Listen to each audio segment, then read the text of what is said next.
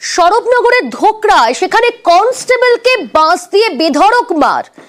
কোথায়, কেন? পুলিশি অভিযান, আর সেই অভিযানে বেপরোয়া হামলা। আরো বিস্তারিত জানাবে আমার সঙ্গে রয়েছে সহকর্মী অনুপম। অনুপম, কনস্টেবলকে বাঁশ দিয়ে বেধড়ক মার কেন? তারা তো অভিযানে গিয়েছিল, পুলিশি অভিযানে গিয়ে এইভাবে হামলার মুখে পড়তে হলো কেন? দেখো, এই যে স্বরূপনগরের যে ধোকরা এলাকা, এখানে পুলিশ কনস্টেবলকে বেধড়ক বাঁশ দিয়ে মারধর করলো ভূদেব মন্ডল নামে এক ব্যক্তি।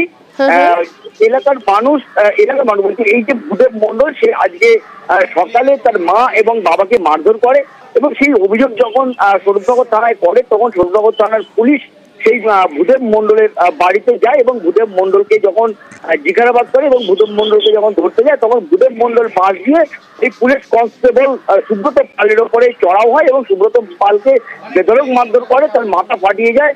রক্তাক্ত অবস্থায় অন্যান্য পুলিশ কর্মী যারা সঙ্গে ছিল তারা তাকে উদ্ধার করে শাহপুর হাসপাতালে নিয়ে আসে এবং সেখানে তার মাথায় 8টা সেলাই পড়েছে এবং এই মুহূর্তে সুব্রত পাল শাহপুর হাসপাতালে চিকিৎসাধীন। এবং এরপর প্রচুর পুলিশ ফোর্স নিয়ে স্বরূপনগর থানার পুলিশ ঘটনাস্থলে যায় এবং অভিযুক্ত যে ভূদেব মন্ডল তাকে গ্রেপ্তার করে এই মুহূর্তে স্বরূপনগর থানায় নিয়ে এসেছে এবং এই ঘটনা নিয়ে কিন্তু এলাকায় যথেষ্ট উত্তেজনা রয়েছে। বেশ,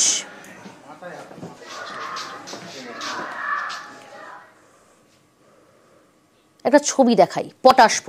পটাশপুরে পঞ্চায়েতের পুরনো অফিস, এটা দেখছেন এই ছবিটা, একেবারে পুরনো পঞ্চায়েতের অফিস। কোথায় না পটাশপুরে পচেট পঞ্চায়েত। কিন্তু এই পুরনো অফিস ভেঙে দেওয়া হলো। এরপরের ছবিটা দেখুন পুরো সাফ, অর্থাৎ পুরনো অফিসটা পুরো ভেঙে ফেলা হয়েছে, একেবারে সাফ করে দেওয়া হয়েছে। পুরনো অফিস ভেঙে ফেলা হয়েছে, আর এই পুরনো অফিস ভাঙা নিয়েই কিন্তু বিতর্ক তৈরি হয়েছে।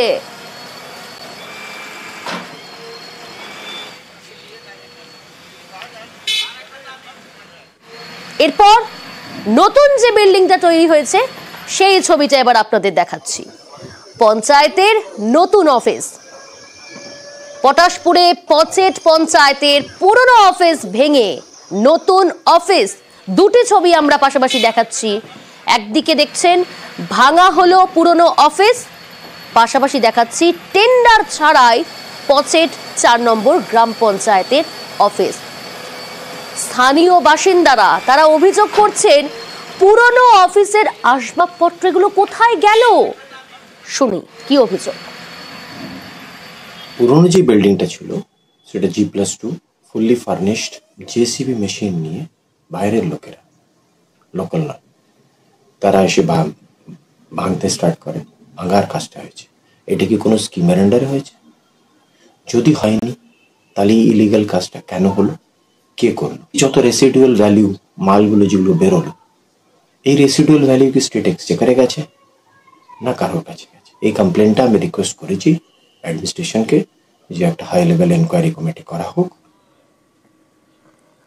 পঙ্কজ রয়েছে প্রতিনিধি। পঙ্কজ, খুব স্বাভাবিকভাবে এই প্রশ্নটা উঠবে, স্থানীয়দের যে অভিযোগ, যেখানে পুরনো পঞ্চায়েত অফিস ছিল সেটা ভেঙে ফেলা হলো একেবারে, তারপর নতুন একটা পঞ্চায়েত অফিস করা হলো। পুরনো অফিসে যা যা আসবাবপত্র ছিল সেগুলো কোথায়? আর পুরনো অফিস যে ভাঙা হলো সেখানে টেন্ডার ছাড়া নতুন কিভাবে অফিস তৈরি করা হলো? একেবারে প্রশ্নই কিন্তু ঘোরাফেরা করছে একেবারে অঞ্চল জুড়ে, যেখানে পটাশপুর 2 নম্বর ব্লকে পচেট 4 নম্বর গ্রাম পঞ্চায়েতের ঘটনা। এই গ্রাম পঞ্চায়েতের পুরনো পঞ্চায়েত বিল্ডিং, যেখানে দোতলা বিল্ডিং রয়েছে, সেই দোতলা কংক্রিটের বিল্ডিং ভেঙে ফেলা হয়েছে। আর ভেঙে ফেলে তার যে কংক্রিটের মাল বা আসবাবপত্র এবং ইলেকট্রনিক্স দ্রব্য, লক্ষ লক্ষ টাকার কিন্তু দ্রব্য, সেগুলো হাতিশ হয়ে গেছে, যেটা স্থানীয়রা অভিযোগ করছে।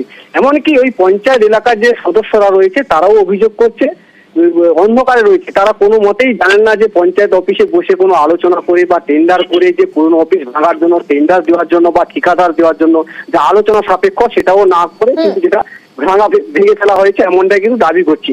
এবং তুমি জানো যেখানে পাশাপাশি একই প্রায় 200 মিটার দূরে কিন্তু নতুন পঞ্চায়েত ভবন রয়েছে, সেই ভবনে সেখানে যেটা পঞ্চায়েত প্রধান রয়েছে বর্তমান, তিনি কিন্তু যেটা দাবি করেছে যে পুরনো আসবাবপত্র নতুন ভবনে স্থানান্তরিত করা হয়েছে এবং কংক্রিটের যে সমস্ত সুরকি রয়েছে কাঁচা রাস্তায় ফেলা হয়েছে এমনটাই কিন্তু দাবি করছে। কিন্তু পুরো বিষয়টাই কিন্তু এলাকার মানুষ অন্ধকারের মধ্যে রয়েছে, কোনো কুয়াশায় রয়েছেন তারা।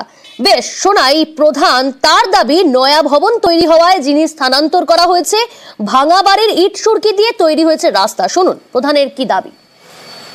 পুরোনো পাটটায় হেলে গেছিল এবং তার দেওয়ালও ভেঙে গেছিল, ছাদও ভেঙে গেছিল। সেটাকে ভেঙে ফেলার জন্য আমরা ব্লকে রেজুলেশন করেই আমরা দিয়েছি। সভাপতি থেকে সবাই জানে এবং আমাদের গ্রাম পঞ্চায়েতেরও সবাই জানে। আসবাবপত্র ছিল, আমাদের চলে এসেছিল নতুন জিপি বিল্ডিংয়ে।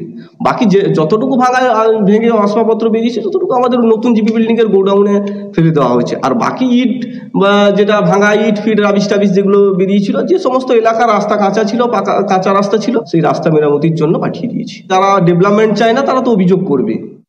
স্থানীয়রা তো অভিযোগ তুলছেনই, কিন্তু তৃণমূলেরই একাংশ তারা সরব হয়েছেন। তারা বলছেন নেতৃত্বের সঙ্গে আলোচনা ছাড়াই কিভাবে পদক্ষেপ।